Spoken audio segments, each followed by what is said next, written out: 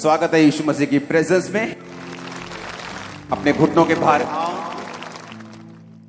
Hallelujah. अपने पड़ोसी से बोलो, स्वर्ग जाना अच्छी बात है, पर अकेले जाना बुरी बात है। हालेलुया। कि स्वर्ग तो हम जा रहे हैं जीसस क्राइस्ट को मानकर, बपतिस्मा लेकर, लेकिन क्या अपने फैमिली मेंबर्स के साथ जा रहे हैं कि नहीं? क्या लोगों को साथ लेकर जा रहे हैं कि नहीं? क्या लोगों को साथ बचाकर जा रहे हैं कि नहीं, कि अकेले जा रहे हैं हम? तो आज जो वचन आपको मिलेगा, मैं आपको बता सकता हूं, आप अपनी फैमिली मेंबर को बचा हुआ देखेंगे, अपने लोगों को बचा हुआ देखेंगे। प्रेरितों के काम 1 उसकी 8, परंतु जब पवित्र आत्मा तुम पर आएगा तब तुम सामर्थ पाओगे और यरूशलेम और यहूदिया और सामरिया और पृथ्वी की छोर तक मेरे गवाह होंगे। सबसे पहले परमेश्वर जो रूहें बचाने के लिए बोलता है वो यरूशलेम है। यरूशलेम है आपका घर,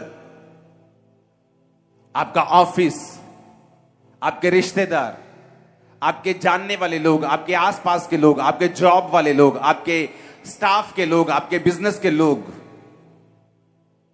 उसके बाद लिखा यहूदिया में और सामरिया में, यानी अन्य जातियों के, जहां आप उनको जानते नहीं। सामरिया अन्य जाति थी। यीशु मसीह ने कहा था अन्य जातियों के पास अभी मत जाना, समय आएगा मैं तुम्हें अन्य जातियों के पास भेजूंगा। जब बाइबल कहती है पवित्र आत्मा उतरा, जब परमेश्वर का क्रूसिफिकेशन हो गया, जब वो जी उठा सब दुनिया के लिए, तो फिर परमेश्वर ने कहा अब तुम अन्य जातियों के पास भी जाना, क्योंकि पहले यरूशलेम, उसके बाद यहूदा और सामरिया में। एक व्यक्ति जब पवित्र आत्मा की सामर्थ से भरता है तो बाइबल कहती है यरूशलेम में, यानी अपने घर में, अपनी जॉब वाले स्थान के ऊपर, अपने परिवार में, अपने रिश्तेदारों में वो परमेश्वर का गवाह बनता है। उसके बाद जब परमेश्वर उसको सामर्थ देता है, ग्रेस देता है, उसके बाद वो उन लोगों के लिए भी मुक्ति का कारण बनता है जो उसको जानते नहीं, यहूदिया के लोग, सामरिया के लोग। फिर तीसरे तरह का मसा है कि पृथ्वी की छोर तक तो मेरे गवाह होंगे। ये उन लोगों के लिए है जो बुलाए गए हैं एक पास्टर के रूप में, एक अपोस्टल के रूप में, एक दास के रूप में, जो पूरी दुनिया में परमेश्वर के नाम का प्रचार कर रहे हैं। तो आज जब हम वचनों को सुनेंगे, ये बात समझेंगे कि परमेश्वर ने क्यों ये लिखा है कि तुम धरती की छोर तक, पहले यरूशलेम में, फिर यहूदिया और सामरिया में, और उसके बाद धरती की छोर तक तुम मेरे गवाह होगे। अपने हाथों को उठाओ, बोलो जितना वचन आज मैं सुनूं, जितनी गवाहियां मैं सुनूं, मैं 100 गुना फलों को लेके आऊं। उठाओ अपने हाथों को, ऊंची आवाज में बात करो।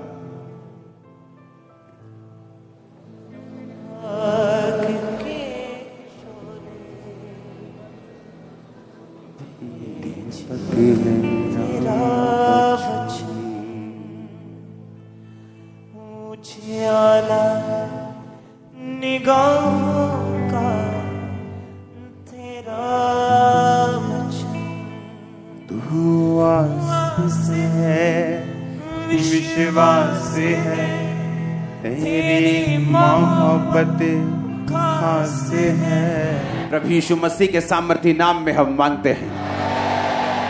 इसलिए मैंने कहा था जब आपको ये मालूम हो जाए कि मुझे चर्च में फिजिकली प्रेजेंट रहना है, क्योंकि ये नॉर्मल संडे थर्सडे नहीं है कि आप लोग अनगैली कर दें। आपको जब मालूम होता है कि ग्रेस चर्च में अवेलेबल है, अगर ग्रेस है तो मुझे भी आलसी नहीं होना।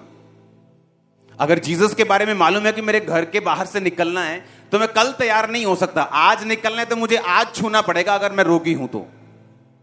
अगर मुझे रोग से शिफा चाहिए, आज मुझे जाना पड़ेगा, छूना पड़ेगा। और कई हजारों तरह के काम आपको आए होंगे आज, हजारों तरह के लोगों ने दिक्कतें की होंगी। हाँ कहीं ना, शैतान तंग कर रहा होगा पिछले दिनों से, ये ज्यादा तंग कर रहा हो, उसे मालूम है उसका किंगडम हिल चुका है। वो क्यों? उसे मालूम है जब डिलीवरेंस का टाइम आता है, जीसस क्राइस्ट ने अपने चेलों को पहले शब्द देके भेजा, जाओ और अशुद्ध आत्माओं को निकालो और बीमारों को क्या करो, कि लोगों को पहले डिलीवर करो। ये स्पिरिचुअल चीज है भाई, ये एक आत्मिक चीज है। डिलीवरेंस देना, हीलिंग करना, ये शारीरिक नहीं है। क्योंकि ये 2 हफ्ते, 2 मीटिंग, आज और अगले ये संडे, आज और संडे, सिर्फ सोल्स के बारे में बात होगी। उनको जीता कैसे जाता है, वो जीतनी क्यों जरूरी है, परमेश्वर का वचन परिवार के बारे में, घर के बारे में क्या कहता है, परमेश्वर का वचन आपके बारे में क्या कहता है, उद्धार लेना क्यों जरूरी है, उसकी इंपॉर्टेंस हमारी लाइफ में क्या है। अपने हाथों को उठाओ और हिलाओ, बाइबल को उठाओ, बोलो ये वचन मेरे लिए हो, मुझे शुद्ध करने का कारण हो। ऊंची आवाज में बात करो प्रभु से। तू आस है, विश्वास है, तेरी मोहब्बत खास है, तुझ तक ले आती है खुदा, जिसको तेरी लगन। दीपक है मेरी राहों का तेरा वचन, मैं कुछ मेरी आंखों से तेरी दया से,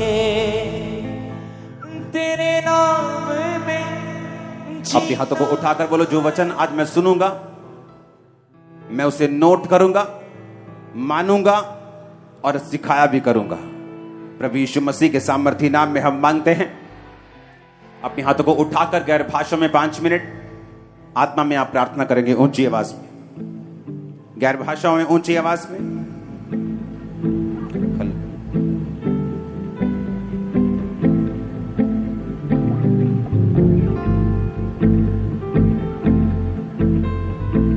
प्रभु यीशु मसीह के सामर्थी नाम में हम मांगते हैं।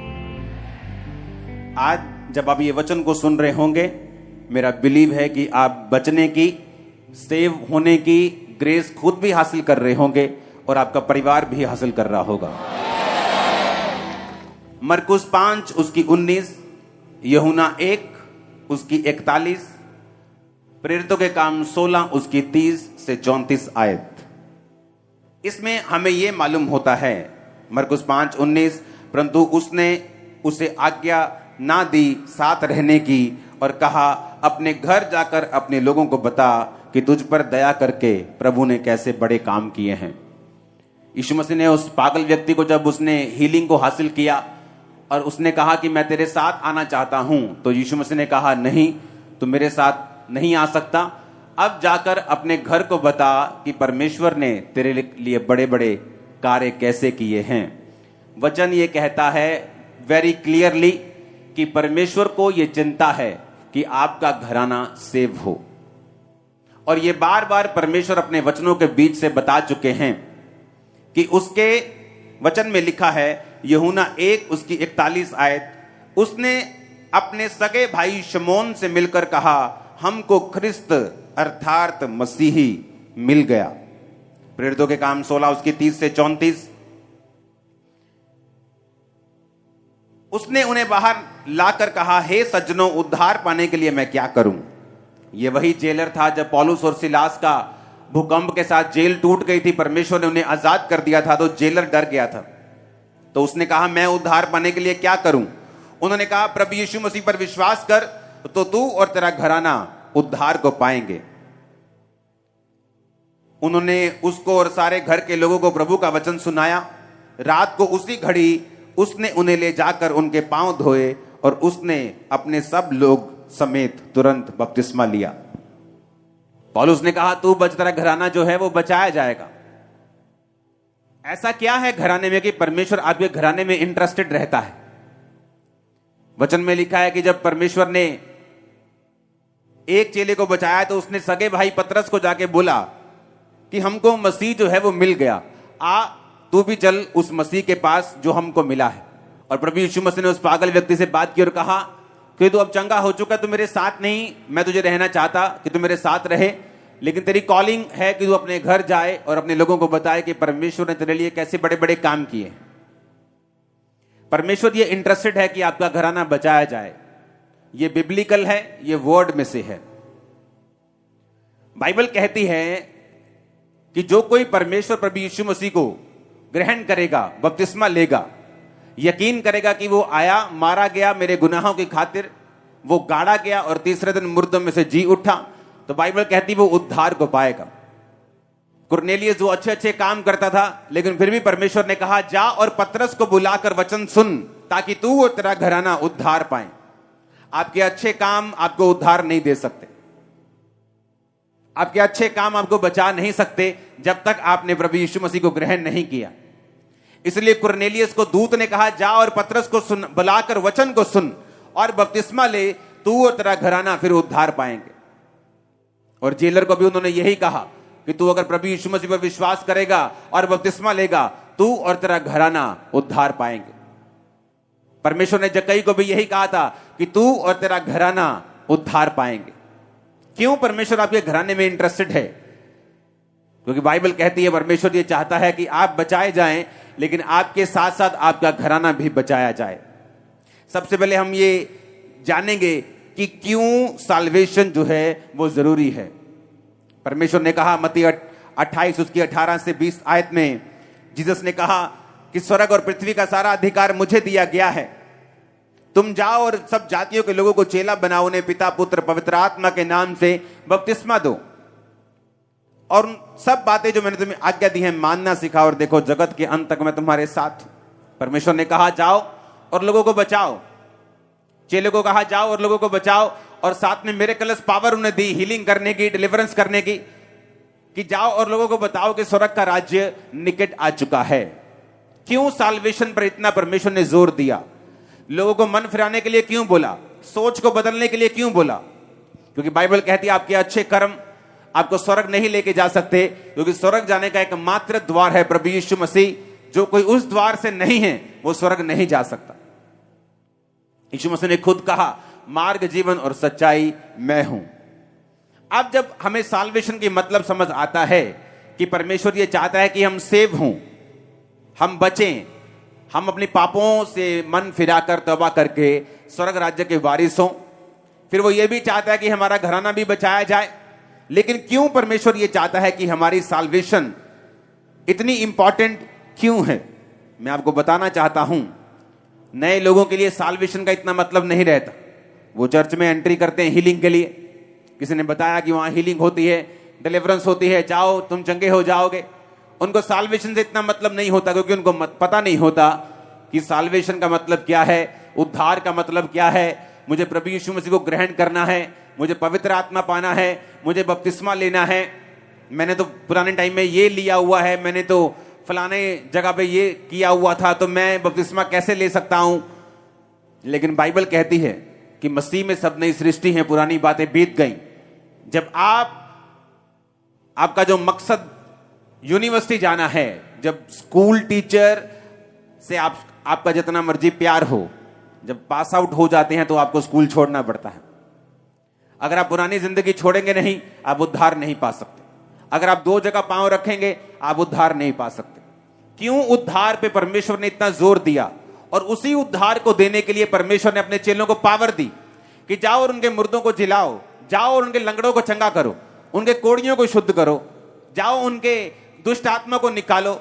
और ये सारी मिरेकलस पावर और साइंस एंड वंडर्स परमेश्वर ने इसलिए दिए ताकि वो ये विश्वास कर सके कि प्रभु यीशु मसीह हमारा उद्धार करता है और उसे ग्रहण कर सके और परमेश्वर के पीछे चल सके। ये सारी मिरेकलस पावर, ये हीलिंग टेस्टिमनीज, ये डिलीवरेंस टेस्टिमनीज, इनका एक ही मकसद है। वो मकसद है आपको उद्धार की ओर लेके जाना, आपको साल्वेशन की ओर लेके जाना, आपको परमेश्वर के साथ जोड़ना। यही मकसद है परमेश्वर का हीलिंग करने का। इसलिए परमेश्वर ने 38 साल के रोगी को बोला कि फिर से कोई पाप मत करना, ऐसा ना हो इससे भारी मुसीबत तुझ पे आ पड़े। अब 38 साल का रोगी जानता था। आपसे अगर मैं आपसे ये बोलूं कि गंदे काम मत करना दोबारा, तो आपको मालूम है कौन से गंदे काम आप करते हो। आपसे मैं बोलूं अच्छा फिर से बुरे काम मत करना, तो आपको मालूम होता है वो बुरे काम कौन से हैं। आप बोलते ठीक है जी मैं नहीं करूंगा। तो उस व्यक्ति को मालूम था कि वो पाप करता है, उद्धार से दूर है। इसलिए प्रभु यीशु मसीह ने जब कहा फिर से पाप मत करना, ऐसा ना हो इससे भारी मुसीबत उस पर आ पड़े, तो वो जानता था कि वो पाप, वो गुनाह कौन से हैं। क्योंकि यीशु मसीह ने उसको हील किया था ताकि वो पाप से अब दूर रहे, सेव रहे, साल्वेशन में और उद्धार में बना रहे। मेरी चर्च में एंट्री कैसे हुई? हीलिंग के लिए। मुझे मालूम हुआ कि चर्च में हीलिंग होती है। मेंटली अपसेट के अटैक होते थे, डिप्रेशन था, बहुत सारी बीमारियां थी, टूट चुका था, नशों में मरने वाला था, सुसाइड का सब तैयारी कर चुका था। लेकिन चर्च में गया सिर्फ हीलिंग के लिए कि चर्च में हीलिंग होती, वहां पे मैं छूट जाऊंगा। उद्धार के लिए नहीं गया। कितनी देर जाता रहा? हीलिंग के लिए। बपतिस्मा भी मैंने हीलिंग के लिए लिया था कि जल्दी ठीक हो जाऊंगा। लेकिन जब ये बात समझ आती है कि ये सारा कुछ परमेश्वर इसलिए कर रहा है कि आप उद्धार पाएं। बाइबल कहती है जब आदम ने पाप किया उद्धार से दूर हुआ। बाय नेचर वो गुनाह आज हर बंदे में है। एक नए जन्मे बच्चे के अंदर भी वो ब्लड से पापी है, बाइबल कहती है, और उसको उद्धार की जरूरत है। और बाइबल कहती है जब हम जीसस क्राइस्ट पे बिलीव करते हैं कि वो हमारे गुनाहों की खातिर उसने अपने लहू को बहाया और वो तीसरे दिन मुर्दों में से जी उठा, कब्र में से निकल गया, विश्वास करते हैं, तो बाइबल कहती है अगर तू विश्वास करेगा तो तू उद्धार को पाएगा। लेकिन क्यों परमेश्वर इतना इंटरेस्टेड है मुझे उद्धार देने के लिए और मेरे परिवार को उद्धार देने के लिए? मैं उद्धार, वो मुझे हीलिंग दे दे, डिलीवरेंस दे दे, लेकिन वो मुझे उद्धार में ही रखना क्यों चाहता है? क्योंकि जिन लोगों को यह बात समझ आई है वो लोग कभी भी उन्होंने नॉर्मल फिर लाइफ नहीं जी है, उन्होंने विक्टोरियस लाइफ जी है। जो आपके ड्रीम लाइफ है, आप बोलते हो फलाना हीरो ड्रीम लाइफ जी रहा है, अगर आप उनके घरों में जाकर देखेंगे तो बदतर हालत है। वो ड्रीम लाइफ नहीं है, वो सिर्फ रियल लाइफ है, रियल लाइफ नहीं है। अगर आप रियल लाइफ में देखना चाहते हो, ड्रीम लाइफ को पूरा होते हुए आपकी लाइफ में बिना डिप्रेस्ड, बिना अटैक, बिना झंझट के आपको जिंदगी अगर आप जीना चाहते हो, विक्टोरियस लाइफ जीना चाहते हो, बिना डर के, बिना घबराहट के जीना चाहते हो, मैं आपको बता रहा हूं, फिर आप ये नहीं कहेंगे कि मैं कौन सा बिजनेस करूं, क्योंकि जिस जगह आप हाथ लगाएंगे वो सोना हो जाए। मैं आपको सच कह रहा हूं। अब हमारी प्रॉब्लम ये नहीं है कि हम मतलब कोई नया काम नहीं कर सकते। अब दिक्कत यह है कि काम जो मर्जी करें वो सफल होगा, लेकिन टाइम नहीं, इंटरेस्ट नहीं। वो कोई भी फील्ड हो, मुझे मालूम है अगर मैं उस फील्ड में जाऊंगा मैं कामयाब होऊंगा। रीजन पवित्र आत्मा, रीजन परमेश्वर और उसका उद्धार जिसके बारे में मैं समझ चुका हूं। अब आपको समझना है कि उद्धार क्यों जरूरी है। पाप से दूर रहना, बपतिस्मा लेना, परमेश्वर में बने रहना, भवन से लगे रहना, भवन में रोपे रहकर उसमें बढ़ते रहना क्यों जरूरी है? उद्धार में बने रहना क्यों जरूरी है? क्यों वचन में लिखा अपने अपने उद्धार के बारे में काम करते रहो, यह क्यों जरूरी है? भजन संहिता 51 उसकी 7 से 13 में लिखा, दाऊद कहता है जब वो पाप में गिर गया, जूफा से मुझे शुद्ध कर तो मैं पवित्र हो जाऊंगा, मुझे धो तो मैं बर्फ से भी अधिक सफेद बनूंगा। मुझे हर्ष और आनंद की बातें सुना, जिससे जो हड्डियां तूने तोड़ डाली हैं वो मगन हो जाएं। अपना मुख मेरे पापों की ओर से फेर ले, मेरे सारे अधर्म के कामों को मिटा डाल। हे परमेश्वर, मेरे अंदर शुद्ध मन उत्पन्न कर, मेरे भीतर स्थिर आत्मा नए सिरे से उत्पन्न कर। मुझे अपने सामने से निकाल ना दे और अपने पवित्र आत्मा को मुझसे अलग ना कर। अपने किए हुए उद्धार का हर्ष मुझे फिर से दे और उदार आत्मा देकर मुझे संभाल। तब मैं अपराधियों को तेरा मार्ग सिखाऊंगा और पापी तेरी ओर फिरेंगे। दाऊद ये बात अच्छी तरह से जानता था। आप जानते हैं आज क्यों कुछ फैमिलीज आपके घराने में ऐसी हैं, कुछ लोग ऐसे हैं जो बचाए नहीं गए? रीजन क्या है? आप जानते हैं जो लोग अपने विश्वासी घराने के सामने, अविश्वासी घराने के सामने अनसेफ जो बचे नहीं, वो एक यंग लड़का हो सकता है शराब पीने वाला, व्यभिचार में गिरा हुआ, संसार में खोया हुआ, गानों में खोया हुआ, गलत कामों में खोया हुआ, मौज मस्ती में खोया हुआ। आप जानते हैं क्यों ये बच्चे बचाए नहीं जाते? क्यों फैमिलियों में साल्वेशन नहीं आती? उसका रीजन ये है कि एक विश्वासी ना तो खुद उद्धार की कीमत को समझता है, ना तो उसमें बना रहता है, और तीसरा ना ही उनकी जिंदगी अपने घर वालों के सामने ऐसी है कि वो उस जिंदगी से प्रभावित हो सके।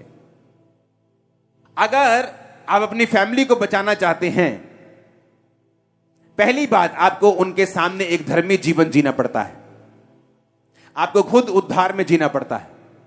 अगर आप चाहते हैं आपका बेटा, आपकी बेटी, बाप, मां, भाई, बहन, रिश्तेदार बचाए जाएं, तो आपको लिव राइट, आपको उनके सामने जिंदगी सही तरह से परमेश्वर में बने रह के, पवित्रताई में, पवित्र सामर्थ में, अनॉइंटिंग में, प्रेयर में, फास्टिंग में जुड़े रह के खुदावंद के साथ आपको जीनी पड़ती है अगर आप चाहते हो वो बचाए जाए। लेकिन इस पॉइंट से पहले मैं आता हूं उद्धार क्यों इंपॉर्टेंट है, और जिनको उद्धार का समझ आया वो लोगों ने क्या किया इस दुनिया में। यह बात समझ आ गई कि परमेश्वर ने कहा कि अन्य जातियां इसी वस्तु की खोज में रहती हैं। अच्छा घर लेना है, बेटे को कनाडा भेजना है, लड़की की अच्छी शादी करनी है, अच्छे कपड़े डालने हैं, बड़ा घर लेना है, गाड़ी। परमेश्वर ने कहा अन्य जातियां इन्हीं वस्तुओं की खोज में रहती हैं, पर तुम्हारा स्वर्ग पिता जानता है तुम्हें इन वस्तुओं की जरूरत है। अन्य जाति उन्हीं चीजों की खोज में रहती हैं, दुखों के साथ चलती हैं, दुख मिले हुए उनकी सेवका, उनकी बरकत में भी 100 में से 2 कामयाब 4 कामयाब होते हैं, उसके साथ भी दुख मिले होते हैं। परमेश्वर ने कहा तेरा पिता जानता है तुझे इन वस्तुओं की जरूरत है। तो कहता है पहले उसके धर्म और राज्य की खोज कर, तो ये सारी वस्तुएं तुझे पीछे पड़ के मिल जाएंगी। अब सुनो, दाऊद कौन था? दाऊद एक भेड़ों और बकरियों को चराने वाला, एक घर का सबसे रिजेक्टेड पर्सन था।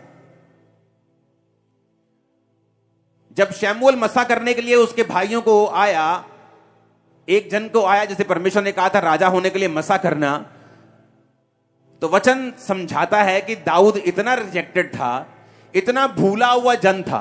जैसे कि फैमिली में होता है ना, चाचा भूला हुआ होता है, चाचे को कोई याद ही नहीं करता। वो सारी फैमिली बताए चाचा है ही नहीं है, वो चाचा इतना लल्लू किस्म का है, इतना इफेक्टलेस है, इतना कमजोर किस्म का, उसको याद ही नहीं करता चाचा को। या चाचा ऐसा है कि कोई रिजेक्शन का आत्मा उसकी लाइफ में काम करते हैं। दाऊद इतना रिजेक्टेड था कि उसकी फैमिली इतना बड़ा फंक्शन हो जाए, क्योंकि अगर पुराने नियम में, आज तो आप विजिट करते हो, पुराने नियम में ऐसा कोई रिवाज नहीं था।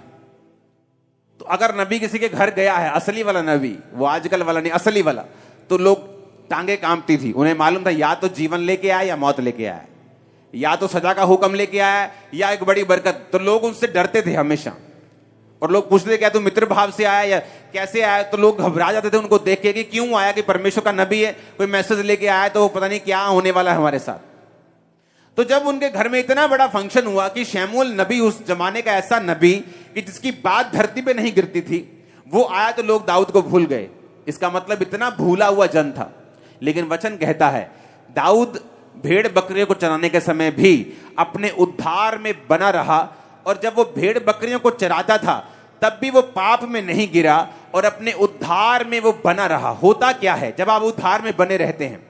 इसलिए परमेश्वर ने कहा जो सर्वशक्तिमान परम प्रधान के छाए हुए स्थान में बैठा रहे, वो सर्वशक्तिमान की छाया में ठिकाना पाएगा। छाए हुए स्थान में बैठे रहने का मतलब है अपनी साल्वेशन में बने रहना, अपने उद्धार में बने रहना। यशब का मतलब है बैठे रहने का मतलब है कि जो कुर्सी परमेश्वर ने तुम्हें दी है एक विश्वासी की, कि तुम एक विश्वासी हो चुके हो, अब तुम्हारी घर में कोई ऐसा फंक्शन है जहां पर परमेश्वर की आराधना नहीं की जाएगी, बल्कि परमेश्वर को दूर रखा जाएगा। अगर तुम विश्वासी हो तो अपनी कुर्सी छोड़कर तुम उस फंक्शन को अटेंड करने के लिए नहीं जाओगे।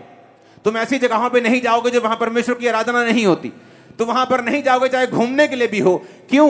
क्योंकि तुम परम प्रधान के छाए हुए स्थान में भी बैठे रहना चाहते हो, उद्धार में ही बने रहना चाहते हो। जिसको समझ आई कि उद्धार जरूरी क्यों है, वो इन बातों को पूरा करता है। अब होता क्या है, जब दाऊद अपने उद्धार में बना रहा तो क्या हुआ? उद्धार में बने रहने के कारण, क्योंकि जब उद्धार में आप चलते हैं, हो सकता है आपकी लाइफ में कोई बदलाव ना आए।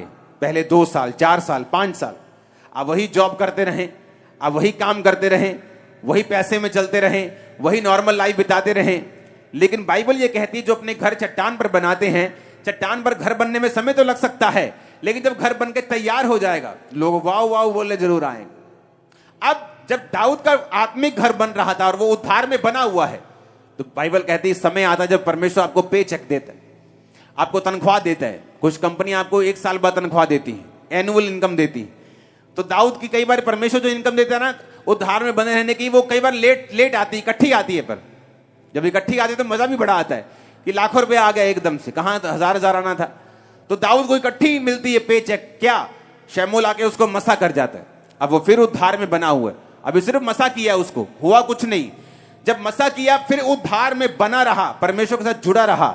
एक दिन क्या होता है, उल्टा शाऊल उसके मगर लग जाता है, मारने की कोशिश करता है, भागना पड़ता है, लेकिन उद्धार से बाहर नहीं आया। तो क्या हुआ? राजा बन गया, सिर्फ यहूदा के गोत्र का। फिर बना रहा इजराइल के पूरे 12 गोत्रों का।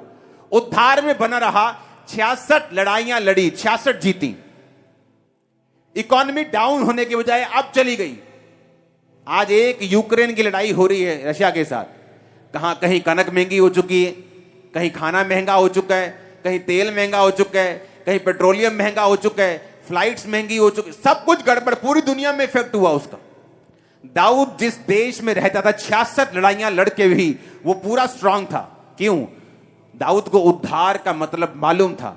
उसको मालूम था मैं जहां जा रहा हूं मुझे सफलता मिल रही है, जिस लड़ाई में जा रहा हूं परमेश्वर मुझे गाइड कर रहा है, वो मुझसे बात कर रहा है। क्योंकि अगर आप उद्धार में हैं तो परमेश्वर आपको गाइड करता है, उसका आत्मा आपसे बात करता है। अगर आप परमेश्वर के ज्यादा करीब हैं वो आपसे बोल के बात करता है। आप विश्वासी टाइप हैं, आप अच्छे विश्वासी हैं, कई बार वो दिल में डालता है, तो आपको ये मालूम होना चाहिए कि जरूरी नहीं परमेश्वर आपसे बोल से बात करे।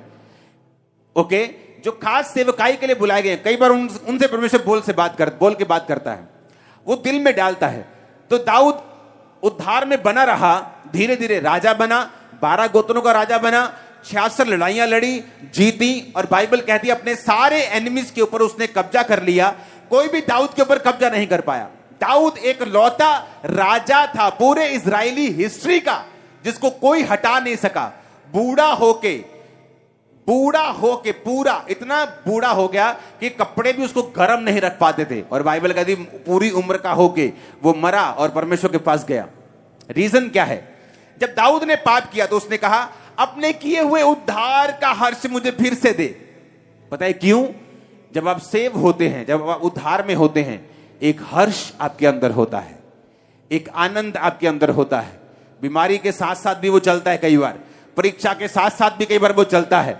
लेकिन दाऊद को मालूम था कि उद्धार अगर मेरे पास होगा तो मैं जहां जाऊंगा मैं सफल होऊंगा, और अगर मेरे पास उद्धार नहीं होगा तो पता नहीं कौन सा एनिमी मुझे किस टाइम हरा के जाएगा। और उसने कहा मुझे उद्धार का हर्ष फिर से दे, तब मैं अपराधियों को तेरा मार्ग सिखाऊंगा। आज कौन से लोग हैं जिनके अंदर रूहें नहीं बचती, जो खुद अपने उद्धार में बंधे नहीं रहते, जो आज पाप में हैं, कल तौबा कर ली, परसों फिर अपनी ऑफिस की लड़की के साथ फंस गए, फिर तौबा कर ली, फिर उसके साथ फंस गए, फिर तौबा कर ली, फिर ठीक हो गए, फिर ठीक हो गए, फिर खत्म हो गए, जो खुद नहीं बचे। तो दाऊद ने कहा तू मुझे बचा खुदावंद, फिर से वही उद्धार का हर्ष मुझे फिर से दे, मुझे सेव कर। इतना बड़ा आदमी। और बाइबल कहती है दाऊद बीमार हो चुका था उस पाप के बाद। उसने कहा परमेश्वर ताकि जो हड्डियां तूने तोड़ दी वो मगन हो जाएं, क्योंकि वो हड्डियां के टूटने का रीजन यही था कि दाऊद पाप में था। उसे मालूम था कि मैं हीलिंग ना मांगू, मैं बरकत ना मांगू, मैं उद्धार मांगू, मैं साल्वेशन मांगू। जैसे ही उस साल्वेशन आएगी, उद्धार आएगा, तो परमेश्वर मेरे अंदर प्रवेश करेगा। पवित्र आत्मा मुझसे अलग नहीं होगा, क्योंकि जैसे आप पाप में होते हैं पवित्र आत्मा आपसे अलग हो जाता है। वरदान काम करते हैं, गैर भाषा उसी तरह काम करेगी, हीलिंग काम कर सकती है, प्रोफेटिक वर्ड काम कर सकता है, लेकिन उस बंदे को मालूम होता है कि परमेश्वर मेरे साथ नहीं है। दाऊद को मालूम था पवित्र आत्मा मुझसे निकल चुका है। उसने कहा परमेश्वर मेरे अंदर शुद्ध मन उत्पन्न कर, मेरे भीतर स्थिर आत्मा। पहले वो स्थिर था, 66 लड़ाइयां लड़ी, जीती, एनिमीज के ऊपर कब्जा किया, कोई राजद्रोह की गोष्ठी नहीं, उसके खिलाफ कोई साजिश काम नहीं कर सकी, गद्दी से उठा नहीं सकी, हिला नहीं सकी। उसको मालूम था उसका रीजन है कि मैं उद्धार में हूं, मैं पाप में नहीं हूं, मैं परमेश्वर के साथ बना हुआ हूं। उसे मालूम था कि मेरे भीतर स्थिर आत्मा दे मुझे, मैं फिर से स्थिर रहना चाहता हूं अपने मन में, अपने डिसीजंस में। उसे मालूम था मैं स्थिर रहूंगा, लाइफ में हर जगह जहां मैं जाऊंगा मैं कामयाब होऊंगा।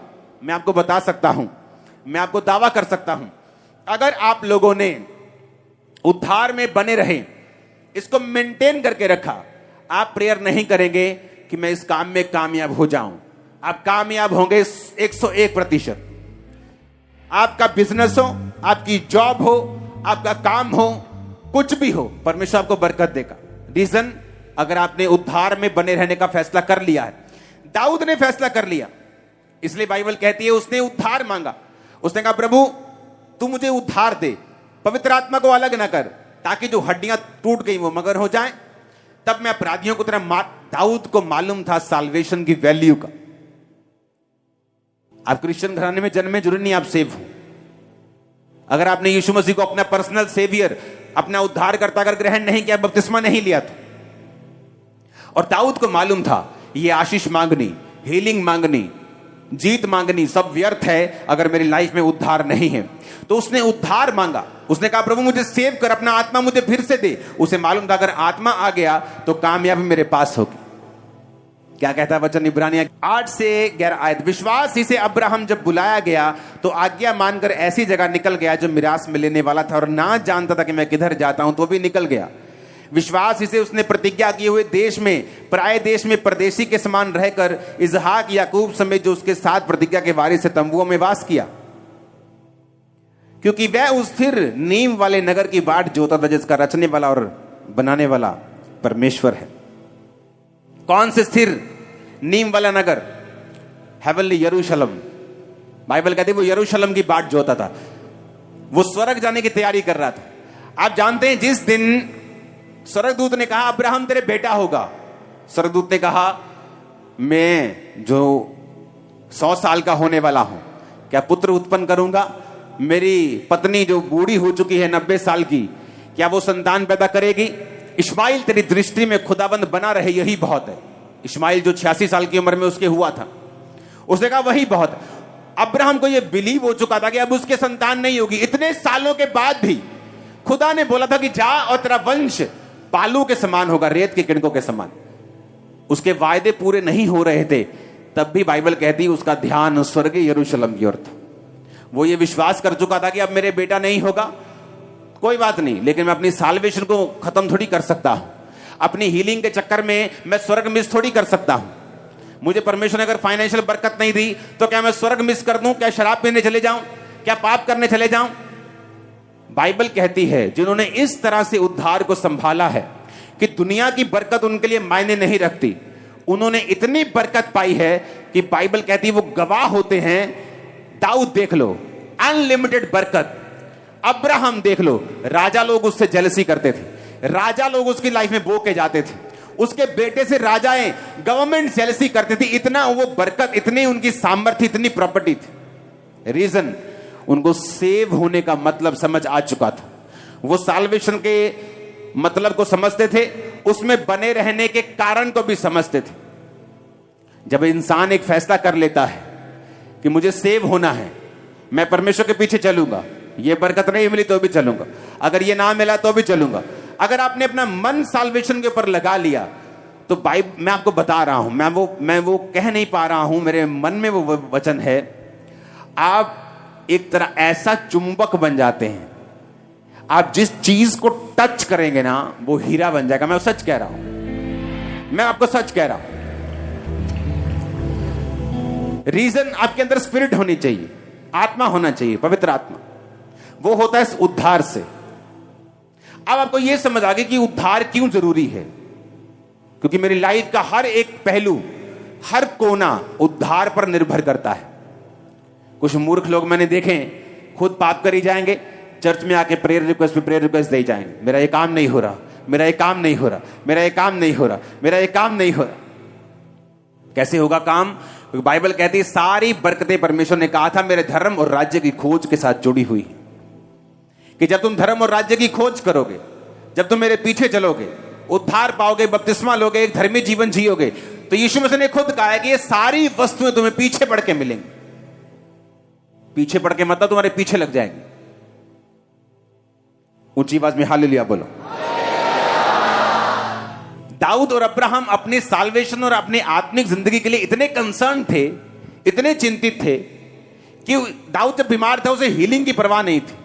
उसे यही था कि जो गलती हो गई, मैं उद्धार से दूर हो गया हूं, मैं वापिस आ जाऊं। अब्राहम को अपनी चंगाई की परवाह नहीं थी कि अगर बेटा नहीं हुआ तो वायदे कहां गए, लोग क्या कहेंगे, जिस घराने से मैं निकला हूं अन्य जातियों से वो क्या कहेंगे कि खुदा ने वायदा पूरा नहीं किया। उसे कोई परवाह नहीं थी, लोग क्या कहेंगे, हीलिंग होगी कि नहीं, बच्चा होगा कि नहीं। कहता मैं स्वर्गीय यरूशलेम की बाट जोता हूं। आज रियल में अगर आप क्रिश्चियनिटी विजिट करेंगे, उन लोगों के पास बरकत नहीं है जिन्होंने बड़ी बड़ी गवाहियां ली हैं, या वो खुदा में बहुत बड़ी तरह से नहीं चले, लेकिन अगर उस हीलिंग वाले ने उद्धार को भी सीरियसली लिया है तो उनकी बरकतें देखना कितनी है, उस सेवकाई की बरकतें देखना कितनी है। जिन्होंने साल्वेशन को सीरियसली लेकर परमेश्वर को फॉलो किया है।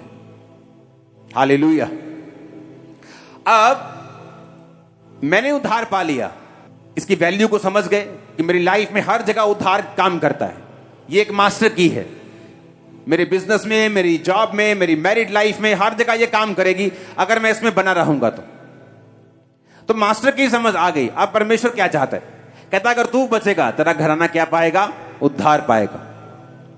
कई बार जब आप उद्धार पाते हैं, आपका घराना अगर उद्धार में नहीं है तो भी आपकी फैमिली पूरी तरह से पीस में और शांति में नहीं रह पाती। सबसे पहले मुझे यह समझ आ गया कि मैं उद्धार क्यों पाऊं। अब यह समझ आ गया कि परमेश्वर ने कहा था कि तेरा परिवार जरूरी है, इसलिए उसने कहा अपने घर जाकर लोगों को बता।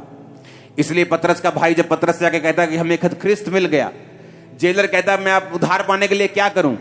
बपतिस्मा ले, तू और तेरा घराना उद्धार पाएंगे। जक्कई को बोला तू और तेरा घराना। घराने में परमेश्वर इंटरेस्टेड है क्योंकि आपकी बरकत, आपकी शांति आपके घराने, आपकी फैमिली के साथ जुड़ी हुई है। आपका दोस्त आपसे बदतमीजी करे, आप उसे चेंज कर सकते हो, फैमिली चेंज नहीं कर सकते। उसी घर में सोना है जाके। पति चेंज नहीं कर, पत्नी चेंज नहीं कर सकते, बच्चे चेंज नहीं कर सकते, माता पिता चेंज नहीं कर सकते, भाई बहन चेंज नहीं कर। तो परमेश्वर इंटरेस्टेड है आपकी फैमिली भी बचाई जाए। तो जो अगर आप अपनी फैमिली को सेव होते देखना चाहते हैं, कितने लोग आप में से हैं जिनका कोई ना कोई फैमिली मेंबर अभी सेव होने के लिए रहता है? हाथ खड़ा करो। ये देखो, ये वचन आप लोगों के लिए खुदा ने भेजा, सच कह रहा हूं कि नहीं? देखो सबके हाथ खड़े, कोई ना कोई फैमिली मेंबर है। अब बचाना कैसे, उनको सेव कैसे करना है? क्योंकि पहले हमें बेस समझने की जरूरत है।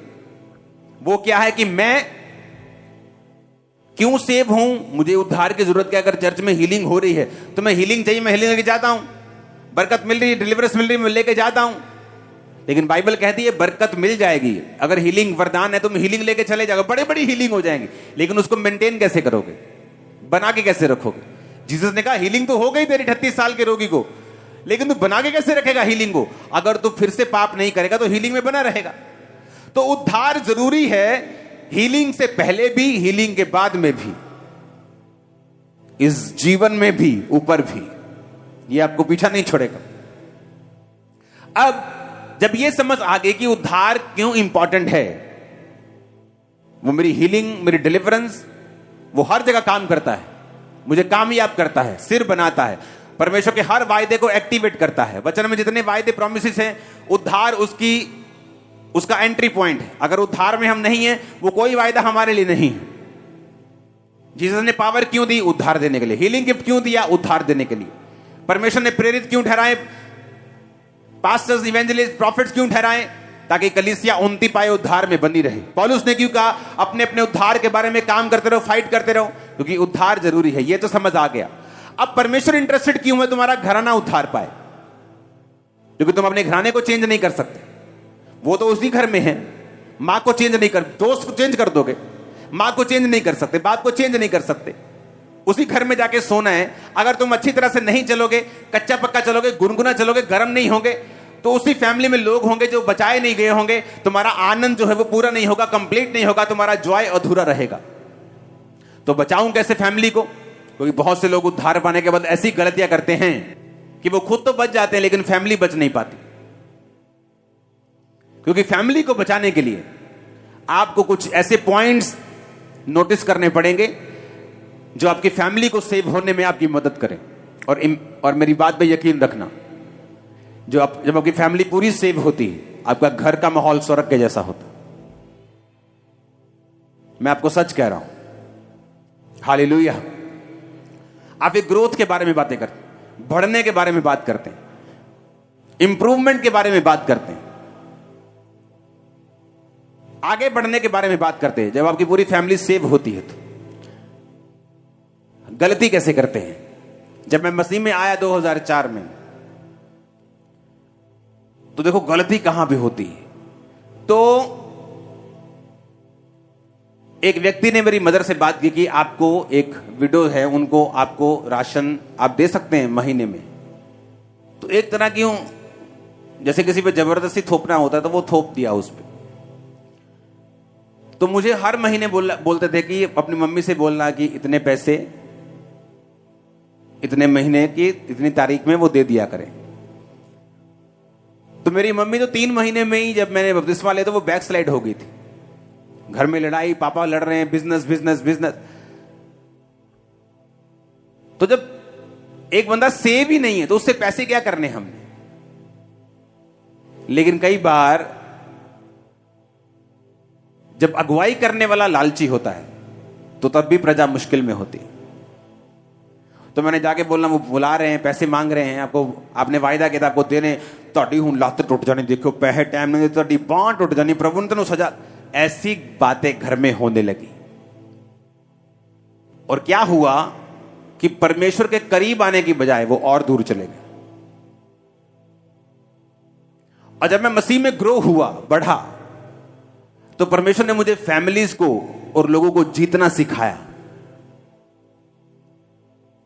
कई बार जब हम अच्छी संगतियों में नहीं होते, बहुत प्रॉब्लम्स होती हमारे परिवारों में, कई तरह के रफड़े झगड़े चक्कर ड्रामेबाजियां, बहुत कुछ। जब मैं मसीह में आगे बढ़ा, आपका एक फैमिली मेंबर है, आप मान लो एक लड़की है जो व्यभिचार में गिर गई। अब लोगों को तो नहीं पता व्यभिचार में, लेकिन फैमिली मेंबर्स को पता है। एक यंग लड़का व्यभिचार में, लोगों को नहीं मालूम, चर्च के बिलीवर्स, लेकिन आपको पता है, आप फैमिली मेंबर हैं। जब आप प्रेयर में जाते हैं, आपको स्पिरिट को डांटना है, उसके पीछे की स्पिरिट जो है व्यभिचार की, चोरी की, डिस्ट्रैक्शन की, जब आप उस स्पिरिट को डांटते हैं प्रेयर में, तो परमेश्वर उन व्यक्तियों को आजाद करता है। यीशु मसीह के पास लाए एक गूंगे को, अब अगर उसकी स्कैनिंग कराने जाएंगे, एमआरआई का टेस्ट कराएंगे, तो कोई ना कोई प्रॉब्लम तो निकलती। अगर उस समय पे होती कि गले का वोकल कोड खराब है, फलानी चीज खराब, लेकिन पीछे कौन था? दुष्ट आत्मा। जीसस ने दुष्ट आत्मा को निकाला, वो बंदा ठीक हो गया, गूंगा बोलने लगा। निकाली दुष्ट आत्मा, पर गला ठीक हो गया।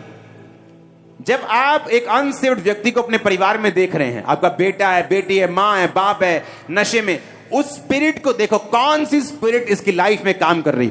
और जब आप प्रेयर में बैठेंगे, उस स्पिरिट पे हमला करो। आप क्या करते हो?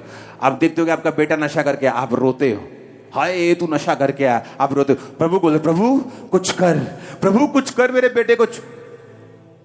एक पास्टर प्रेयर कर रहा था और खुदा ने बात करनी शुरू कर दी, और एक बंदर आ गया बीच में, और बंदर की स्पिरिट डिस्टर्ब करने लगी, करने लगी। उसको यीशु की आवाज सुननी बंद हो गई।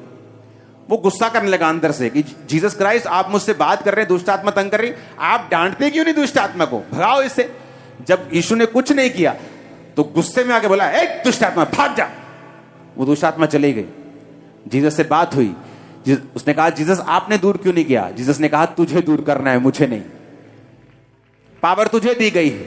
देखो, मैं सांपों और बिच्छुओं को रौंदने का और शत्रु की सारी सामर्थ पर किसे अधिकार देता हूं?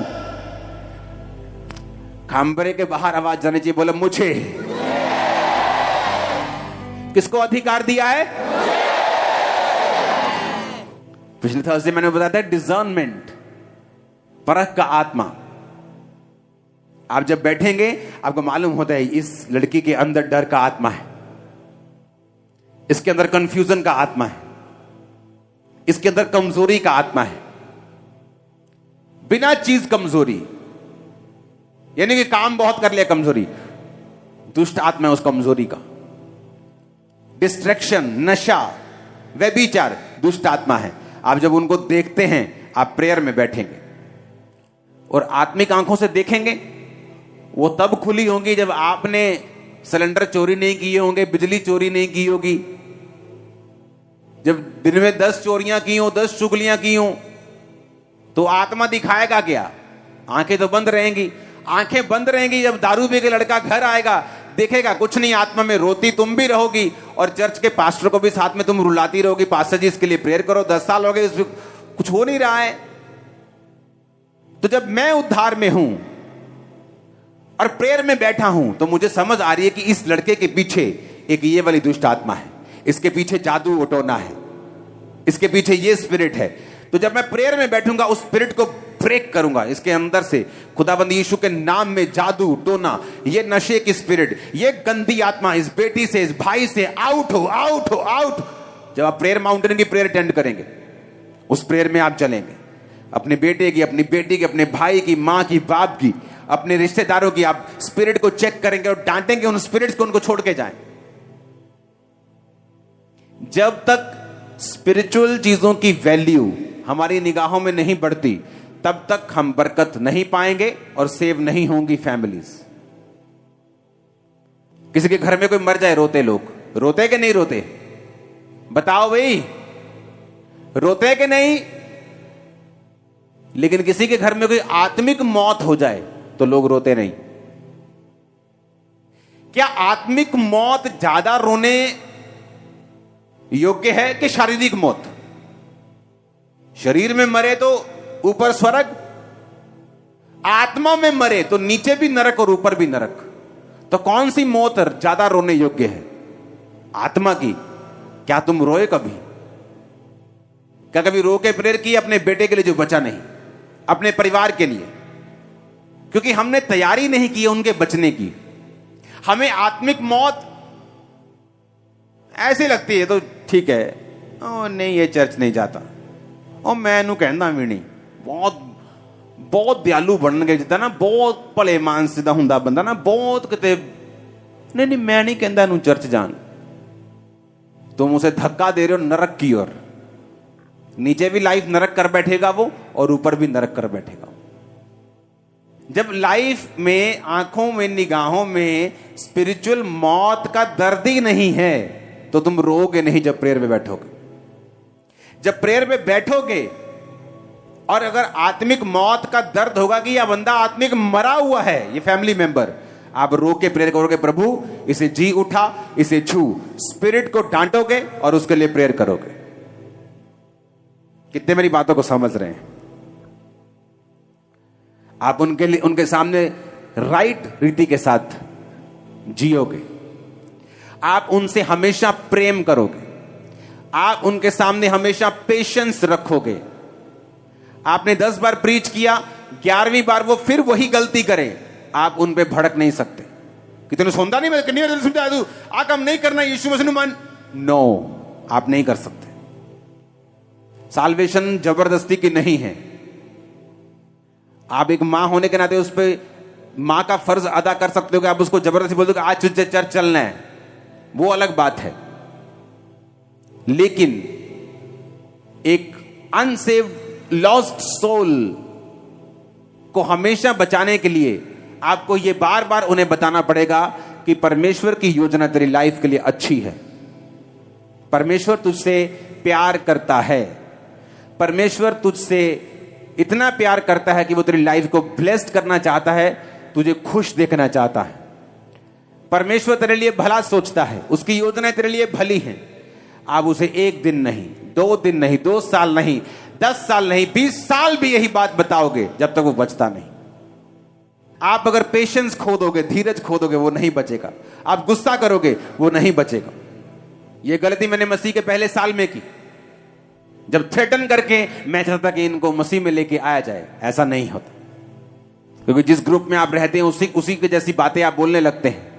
लेकिन बाद में जब मसीह में मैं ग्रो हुआ, समझ आया कि मसीह प्रेम है, गॉड इज लव, तो मुझे लव के बारे में प्रीच करना है और राइट लिव करना है।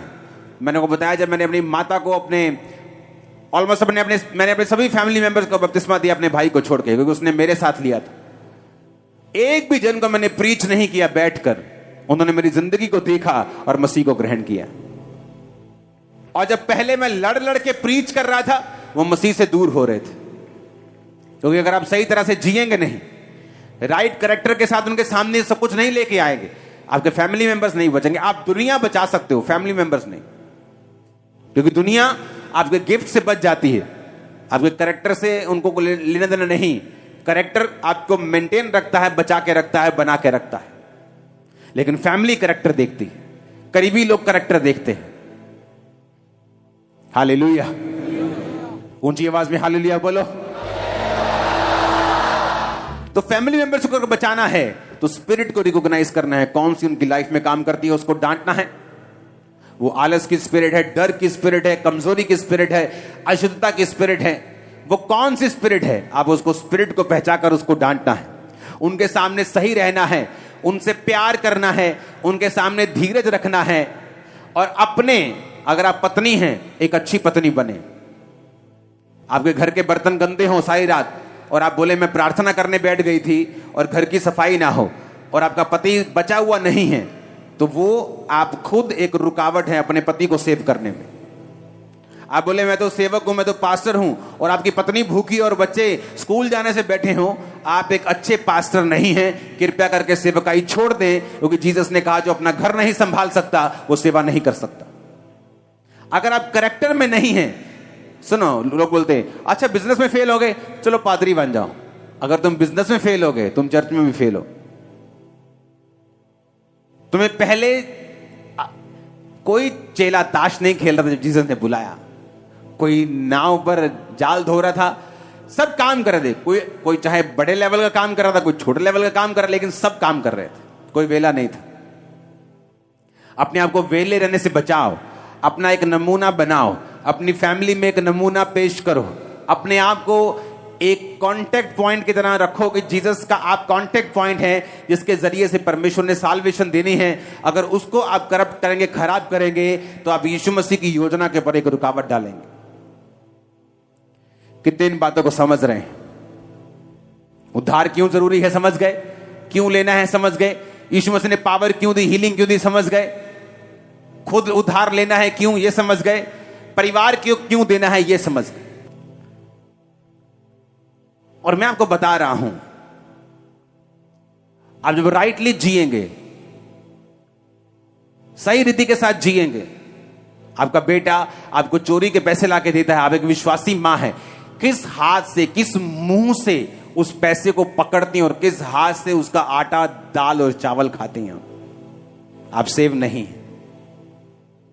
आपको सिखाना है, चाहे कुछ दिन भूखे रहो, कुछ दिन दुखी रहो, क्योंकि राइट स्पिरिट में रह के हमें परमेश्वर में बढ़ना है, ताकि हम सेव हों और हमारे परिवार बचाए जाएं। हालेलुया। आप जब राइट जिएंगे, आप देखना ग्रेस काम करेगी। एक पास्टर अपनी चर्च में प्रीच करता था, प्रीच कर करके थक गया, लोग नहीं सुधरे। कहता मैं इतना फ्रस्ट्रेट हो गया अपनी सेवकाई से, मैं दूर जाके प्रेयर करने लगा।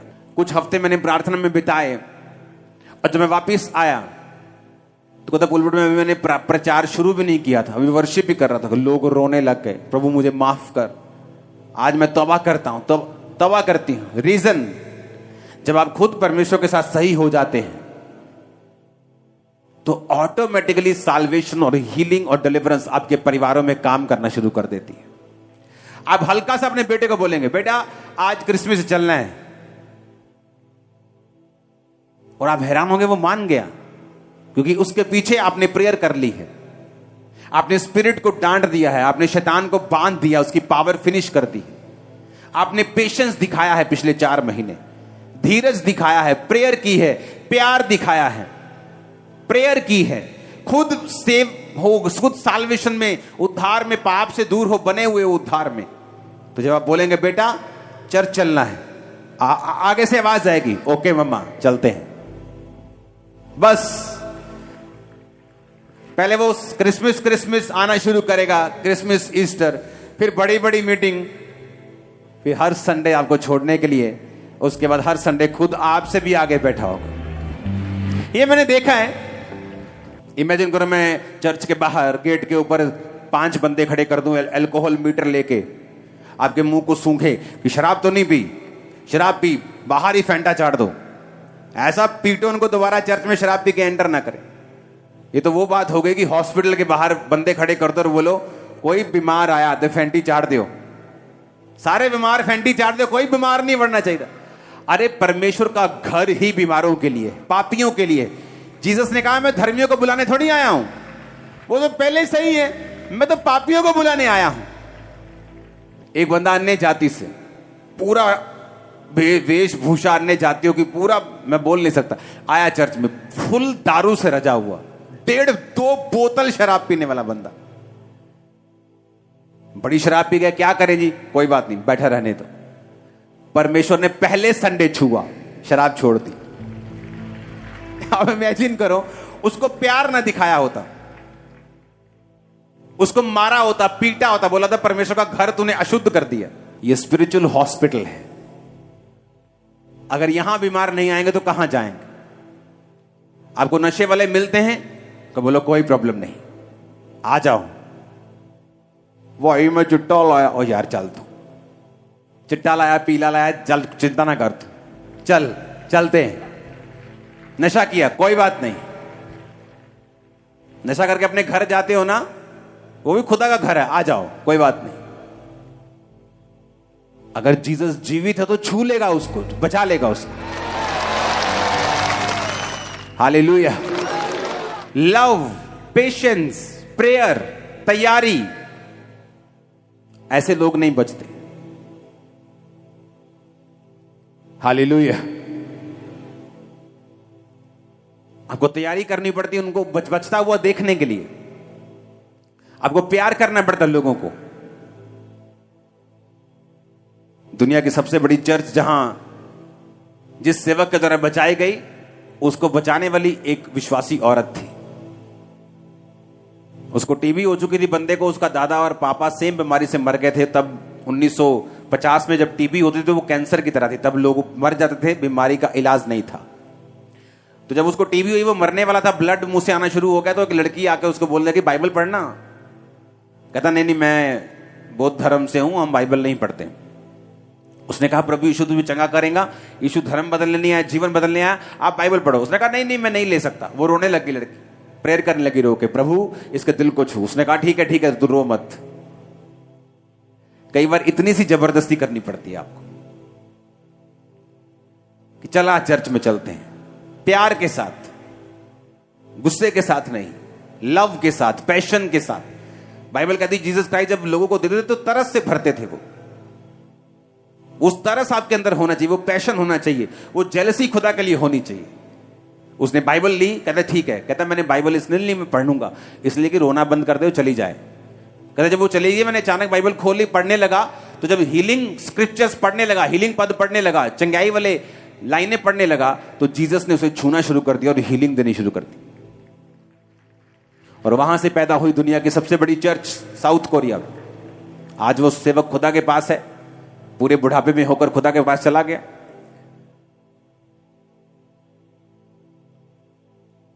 हालेलुया। अब अपने घरों में लोगों को इनवाइट करते हैं, प्रीच करते हैं। तो ऐसा भी होता है कि आपके घर के बाहर एक नॉन बिलीवर आया और आपकी मीटिंग से घर के बाहर सिगरेट पी रहा हो और आप उस पर गुस्सा करते रहे, तो तेनों नहीं पता तू चर्च आया है। आप उससे प्रेम करेंगे, वो खुद सिगरेट को लात मार देगा एक दिन, मैं आपको बता रहा हूं। जीसस ने पाप से नफरत की है, पापी से नफरत नहीं की। हमें पाप से नफरत करनी है, हमें गंदगी से नफरत करनी है, आदमी से नफरत नहीं करनी।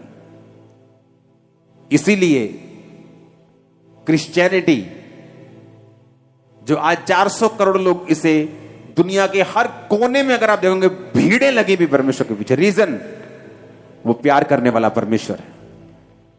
जो नया व्यक्ति आपके पास आया, अगर वो घर के बाहर जाकर वो चैनी खैनी लगा रहा है तो उसे डांटो मत, डोंट वरी। एक दिन वही होगा जो प्रीच करने वाला भी हो सकता है। जिस दिन मैं चर्च देखने के लिए गया था 16 अगस्त 2004 रात को 8 बजे, उस दिन मैंने नशा किया हुआ था।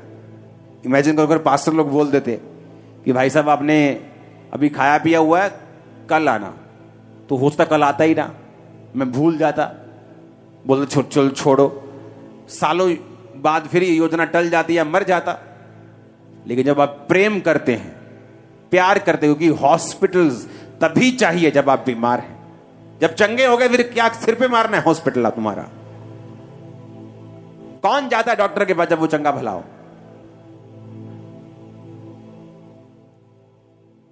आज के बाद ये ग्रेस आपके सिर पे होगी रूहों को बचाने की। जीसस ने क्यों कहा पवित्र आत्मा से भरो? उद्धार पाओगे, पवित्र आत्मा तुम्हारे पास रहेगी, तुम भरोगे। फिर उसने कहा तुम यहूदिया, यरूशलेम, यरूशलेम, यहूदिया, सामरिया और पृथ्वी का छोर। पहले तुम अपना घर बचाओगे, ऑफिस बचाओगे, रिश्तेदार बचाओगे, फिर अन्य जाति बचाओगे, जब अगले लेवल पे जाओगे दुनिया बचाओ। कितने मेरी बात को समझ रहे हैं? इसलिए उसने कहा जब तुम उद्धार में बने रहोगे तो पहला टारगेट फैमिली, फिर अन्य जाति लोग, तुम्हारे घर मोहल्ले के, तुम्हारे नगर के, तीसरा फिर पूरी दुनिया। अपने हाथों को उठा। परमेश्वर के वचनों को सुनने के लिए हमारे चैनल को सब्सक्राइब कीजिए और हमारी लेटेस्ट वीडियो सबसे पहले देखने के लिए बेल आइकन को प्रेस कीजिए।